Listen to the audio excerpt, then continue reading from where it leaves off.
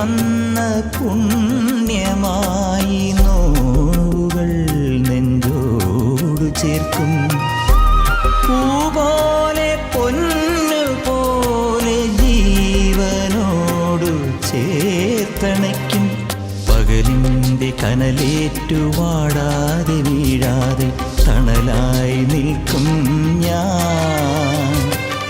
ഇരുളിൻ്റെ പിരിമാറിലൊരു കുഞ്ഞു തിരുനാളമുത്തായി മാറും ഞാൻ.